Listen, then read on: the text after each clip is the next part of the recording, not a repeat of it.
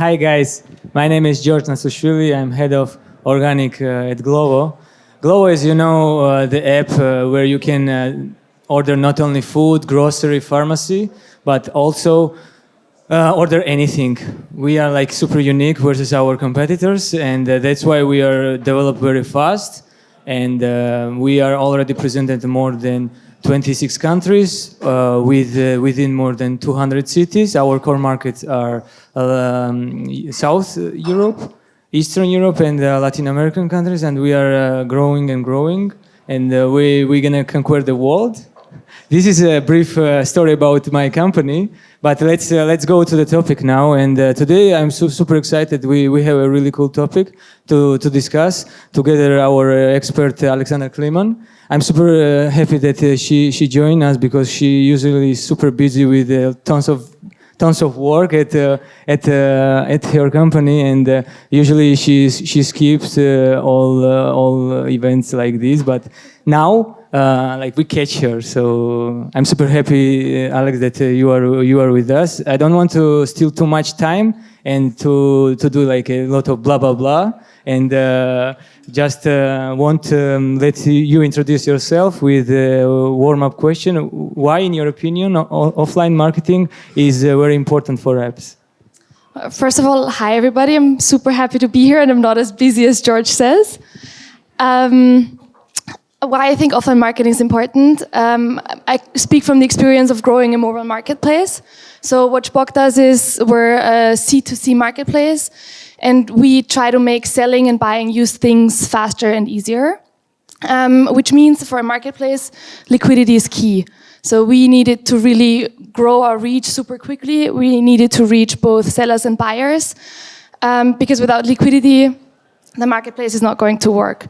So if your app is also targeting a mass market as opposed to a niche market, and if you need to become a number one or a number two market position in this mass market, then I think that offline marketing is probably the choice that you need to take, because it helps you to really grow your brand awareness, it helps you to grow your top of mind shares, and ideally it does that at the same time while driving performance.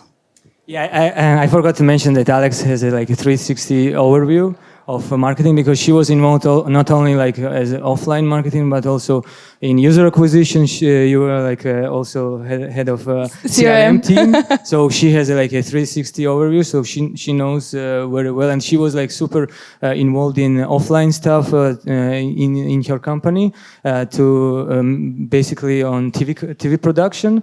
And I'm I collect some questions from my other colleagues that are also interesting, in offline marketing, and they can't, some of them, they can't give a proper answer, and I'm super excited. And another question that I want to ask to you: how do you think how to develop offline marketing strategy, and what are the main stages or steps of development? I think in general it's super similar to any offline campaign. So most of the steps that you take will need to be derived from your strategy. You need to know your goals. You need to know who you want to talk to, if it really is a mass market. So if something like TV, for example, is the right channel for you.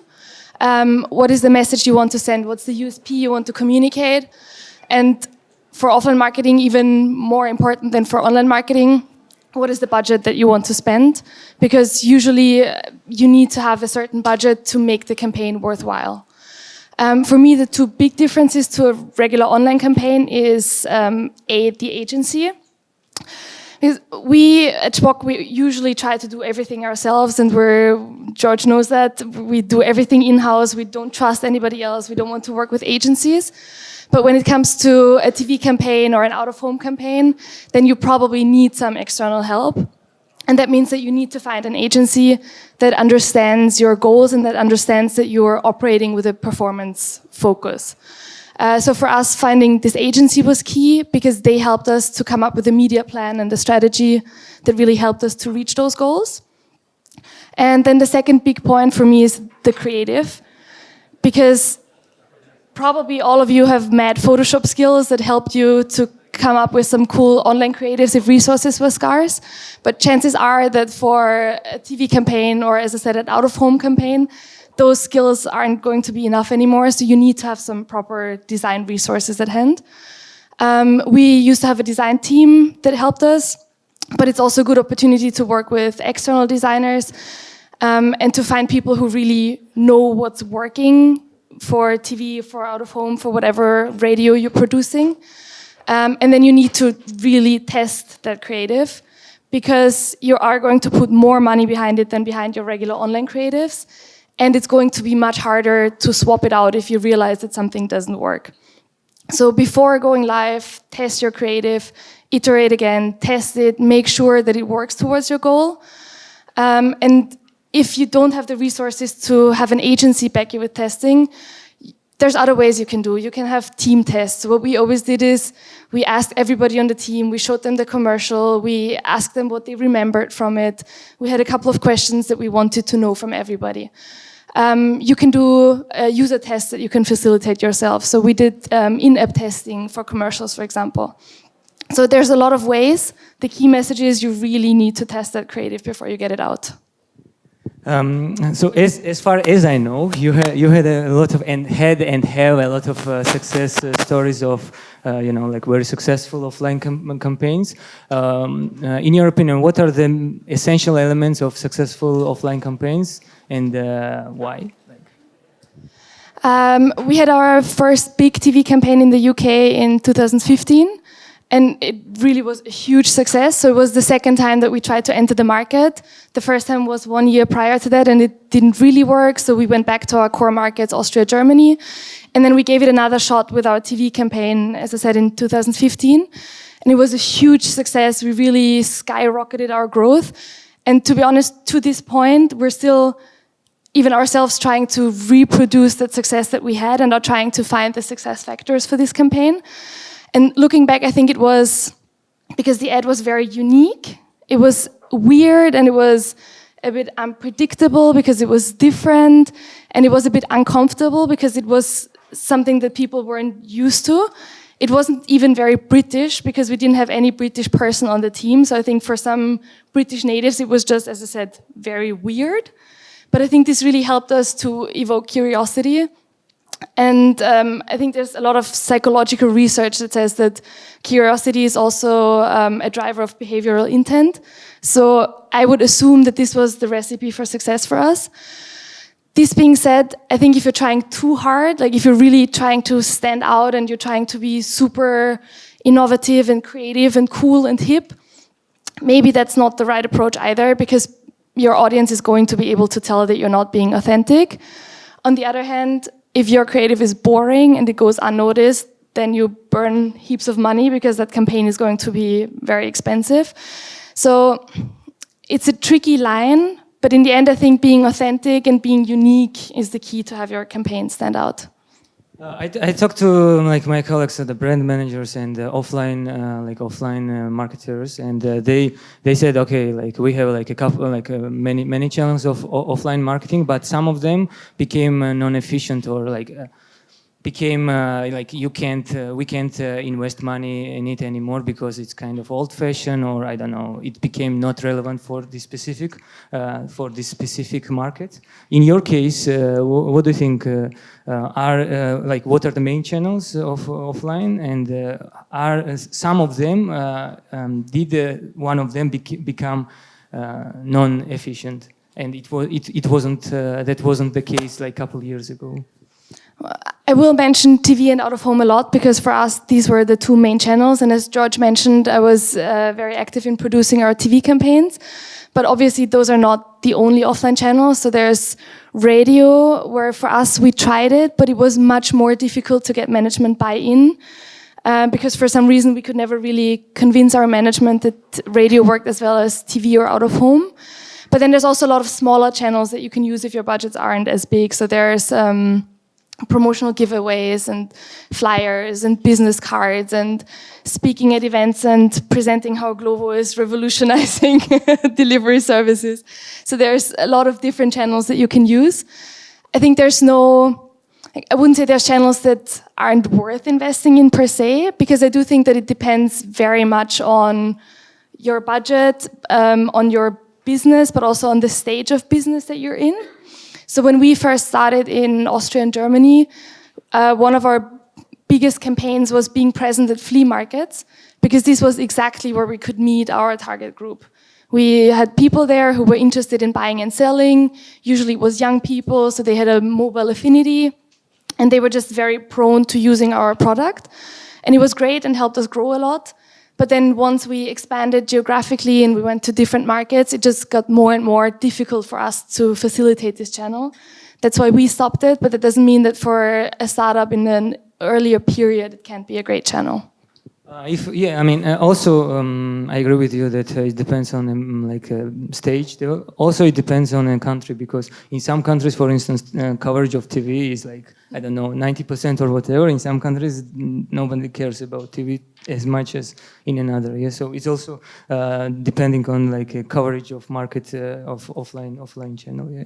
Also, another really good question that I get from my colleagues was that some of the offline marketers who are doing out of home campaign, they have they struggling that they can't get to management hard numbers. Actually, what it brings me as what KPIs it influence and it impacts. We had some banners in Berlin or in Vienna or in London, and at the end of the day, how we can track it. So in your case, how do you track efficiency of out-of-home campaign? It was a huge topic for us because everything we do is super performance focused, but out-of-home advertisers aren't sleeping, so they've developed, I think every out-of-home company you're going to contact, they are going to present you one way or another how they measure brand recall, how they can do brand uplift studies for you after your campaign. So this is something that's developed hugely over the last couple of years. But I wouldn't, and again, I'm speaking from a company that doesn't trust external agencies and that wants to rely on our in-house resources. I wouldn't only rely on the studies that you get in the market. I would also really make sure you have your own KPIs under control. We have data scientists in the team, we have data analysts in the team, and they also helped us to build a model to look into the uplift.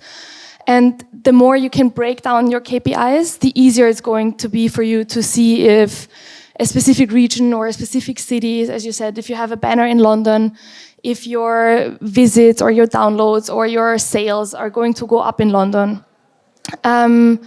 If you really want to look at individual creative, so if you want to know if the M2 in Berlin is a good placement for your creative, what you could do, for example, is work with voucher codes, because then you can really break down performance to an individual placement and see what works, see if maybe different underground lines attract a different audience, and then drive your conclusions from that. Also, as you mentioned, the cool way is also to put code on the banner.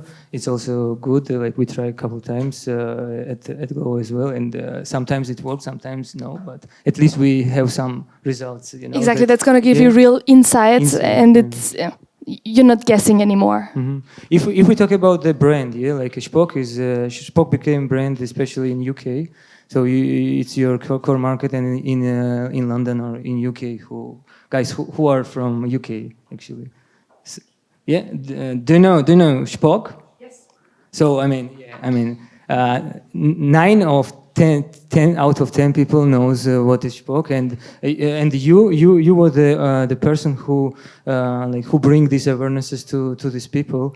So if we talk about the brand in terms of brand perspective, what is the role of offline and online media, and how they can complement to promote the brand? I think in the end you need to be where your users are.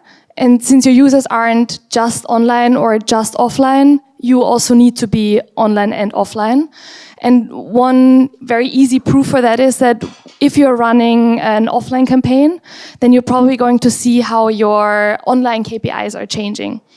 So what we always saw when we had big TV campaigns running, then all of a sudden our Facebook KPIs would look amazing. But if you looked at it in more detail, then you would see that really it was just the post view share that went up, because people move. So people would see your TV commercial, maybe they're using their phones at the same time, or they're going to use it later that day to access Google or Facebook. So then they're going to be in your target group there.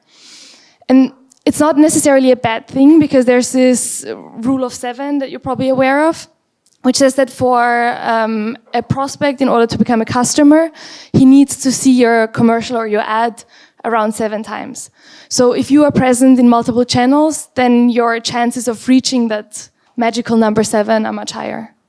And in terms of like saturation, which channel is more saturated, online or offline? I think, again, there's no one true answer to this. I always feel like what's really saturated is the message, because as I said before, you need to be unique. You can't just have the same message as everybody else. You can't just be the same marketplace that has been promoted 100 times before. So as long as you're sending a unique message, I think no channel is really saturated, because there's always a potential to stand out. You mentioned about the KPIs, yeah, and the boss channels has like 1,000 of KPIs, and all of like a small team lead or whatever, they track all the KPIs, yeah. In your like experience, how do you see the developing of offline media KPIs versus online, and from which of them shall we trust? Hopefully you trust all of your KPIs. Hopefully. In general, I already said that offline and online KPIs, they're connected. So there's no running an offline campaign without influencing your online KPIs. So that is something that you need to be aware of, and you need to take that into consideration when you look at your KPIs, because you can't just fall into the trap where you think that all of a sudden your Facebook is outperforming when actually your offline team is running a campaign. For offline, obviously, you don't have the problem of fraud, which is another thing that you always have to look into for online, and I think it's been mentioned at this conference quite a few times already. But then for us, what's also super important, both for offline and for online, is your frequency caps and the frequency of how many times your users see your ad. Because then again, you start scaling a channel, it goes super well, you have amazing CPMs, or you have TV for the first time and your downloads skyrocket. And then you run TV for the 3rd time or for the 4th time, and all of a sudden, it doesn't work that well anymore. And in a lot of cases, that is because you are targeting the same people over and over again. So you're really just fishing in the same pool for years and years.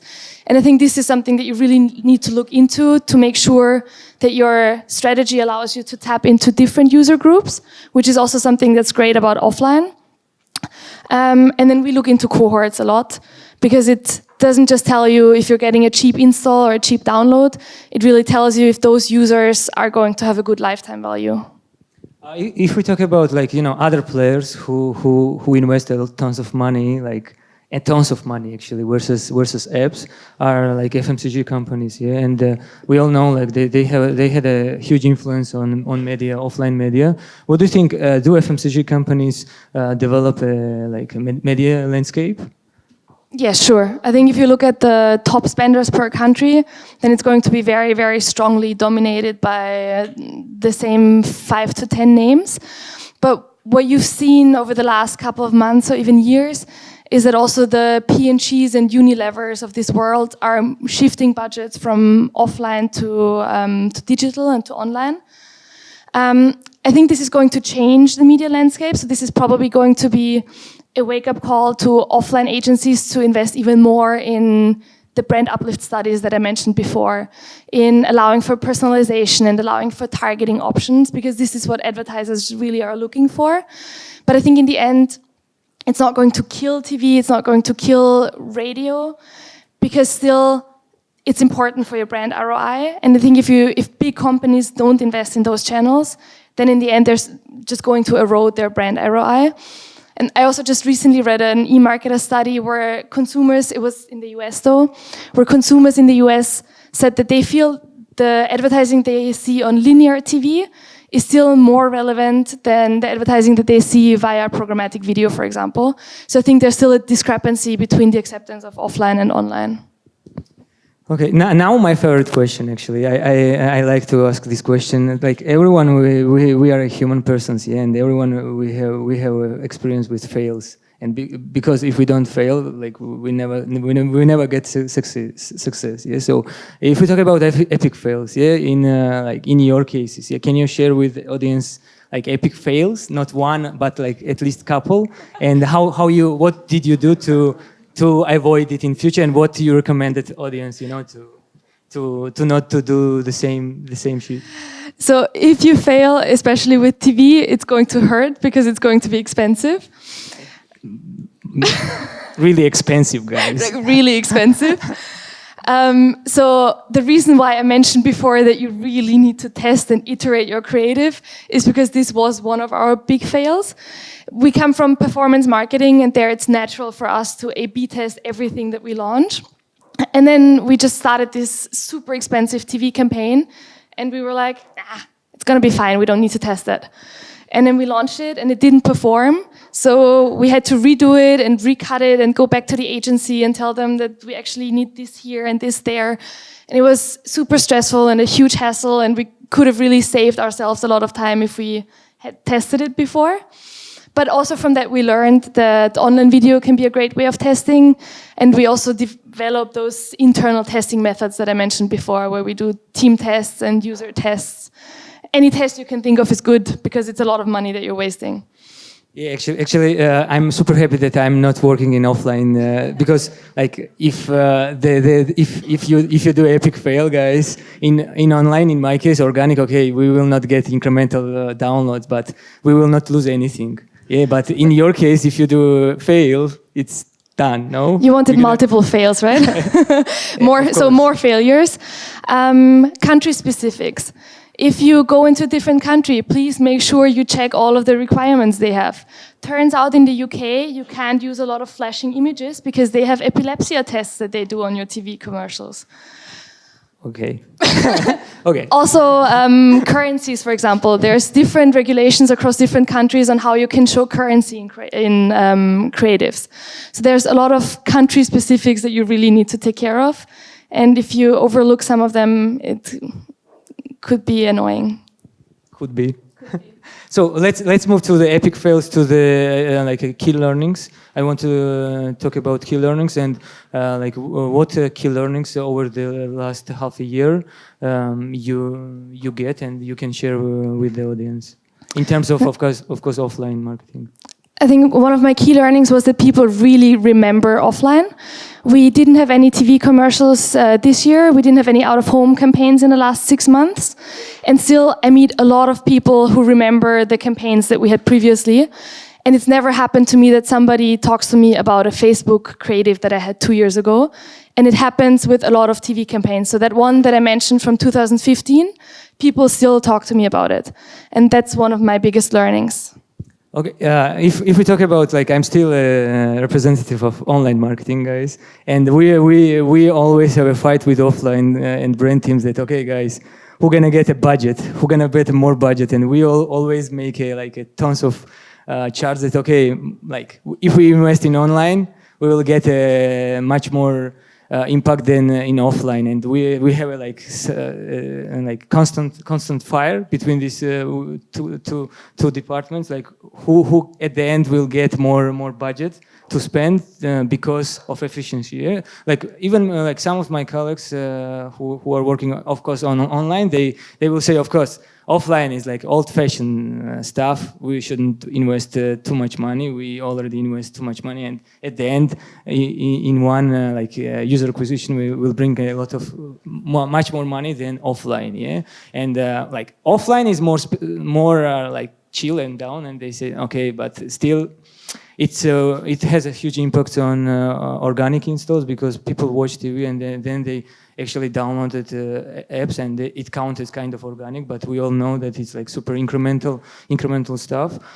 And in terms of this, what do you think? Do you believe that online marketing will in future take over of offline marketing? And if yes, by when? No, I think it's going to be March 2021. No, I don't think so, because I hope so. You should move to the dark side, come to offline. People spend more time online, but then I'm a very online person, but I crave, like everybody craves real interaction and everybody craves offline interactions. And just check your bags. Chances are you have some sponsored chili bottle in there, or you have a battery pack that somebody gave you on this conference. So you have that's offline marketing too. So you have heaps of offline things that you carry around with you all day long. And then radio is so integrated in my morning routine. I always listen to Spotify, but in the mornings I listen to radio. And I know all of the commercials and I can sing along to all of those annoying jingles. And I think that's not going to change because people have their offline routines. People can never be 100% online. And I think that's why it's so important that advertisers meet their target groups both online and offline.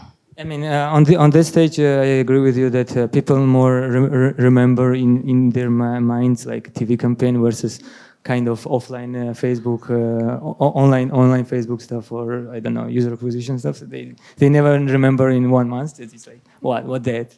Even you have a cool one, they never remember. But TV commercials, they can remember. Oh yeah, I saw this like a couple months ago, and I still it's a cool one. So actually, guys, we are like super out of time, and thank you so much. I think you're gonna enjoy our panel discussion, and if you have any questions, please let's talk outside of the stage, and we will feel free to ask questions to Alexandra because she's super busy, as I mentioned, and you will not catch her in the next days. So please feel free. Or ask George if you're more interested in online. Yeah. Thank you so much, guys. Thank you.